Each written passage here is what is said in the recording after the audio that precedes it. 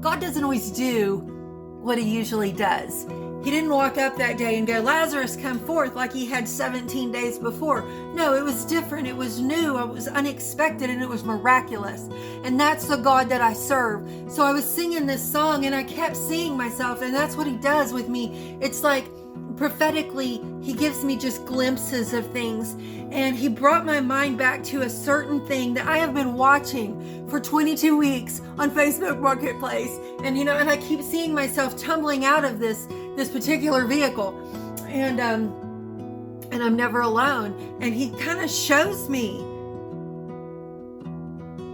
all of this happening again in a different way. And I'm like, that's the in-between. Oh my goodness, he just showed me the in-between, because I've been so focused on the big picture of the vision that he's given me that I didn't understand. And now some things have happened where I do see how he is making a way, how he does make all the difference, how he always makes a way. And I'm like, how do I transition from here to there? And why do I want to do this, but yet I want to do this? And how can I do these at the same time? And how does this, what do I do? And even just this morning, I had asked him, God, I said,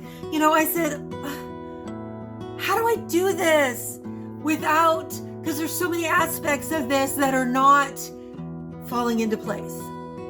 Have you ever been in that place where you know what you're called to do by God, but it's just not falling into place yet? Or maybe the people aren't there that you know you're going to need, or maybe the people are around, but they're not in the place or position where they can do this calling, or where they choose to do this calling, or maybe they walked away. People have free will and they're going to do whatever they're going to do, as will we. But I choose God. I choose God. There's nothing else more important than my walk with the Lord. And he just showed me the in-between. And I am ecstatic. I am ecstatic. And I want to share this with you.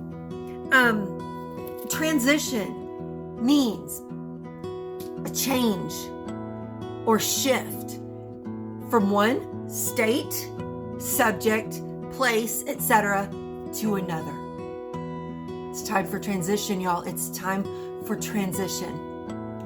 It's time for transition. And some of y'all have heard me speak on it out the door in 24. And there for a while I was like, I'm alive for 25. But it's better than that, because he's not just come to give us life in a mediocre way, but he has come to give us life more abundantly. So it is fully alive. That's the motto, fully alive in 25. So get this. In Isaiah